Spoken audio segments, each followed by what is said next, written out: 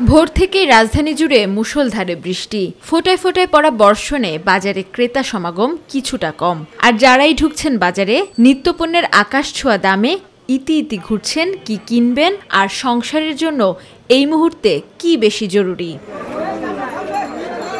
গেল কয়েকদিন ধরেই ভোক্তাদের চরম ভোগাচ্ছে নিত্যপণ্যের অসহনীয় মূল্য।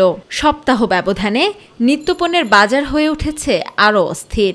আলু, পেঁয়াজ, আদা, রসুন, ডিম সহ অন্যান্য পণ্যের দাম আকাশচুম্বী।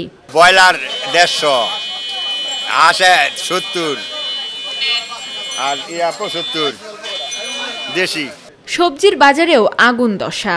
রাজধানীর কোনো খুচরা বাজারেই মিলছে না 60 থেকে 70 টাকার নিচে সবজি।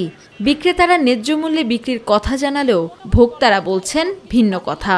সব সবজি দাম একটু বৃষ্টিতে ক্রেতা কিনেও কম, বৃষ্টিতে বাড়ি আসতেছে না, সব তরকারি দাম একটু কম। প্রত্যেকটা মাসেই 50 থেকে 60 টাকা কেজিতে বেশি দেখতেছি আজকে।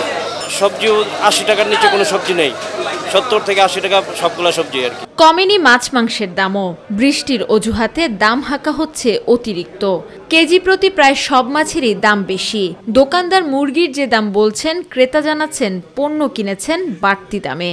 ব্রয়লারে এখন 180 থেকে 170 টাকা চলতেছে, আর সোনালি আপনার 280, 270 এরকম চলতেছে। মুরগি 340 টাকা, এখন 350 টাকা দিয়ে কিনলাম, 10 টাকা বেশি দিয়ে কিনলাম। সবকিছুর দাম একটু বেশি। 2 দিন বৃষ্টির কারণে মনে করেন মাছ কম আসে, এই জন্য দামটা একটু বাড়ছে। রাজধানীর খুচরা বাজারগুলোতে এমন অনিয়ম রোধে কঠোর মনিটরিংয়ের ব্যবস্থা রাখতে হবে বলে বলছেন মধ্যবিত্তরা। কৃষকের কাছে যায়, কৃষকরা কিন্তু আবার সেই দামটা পায় না।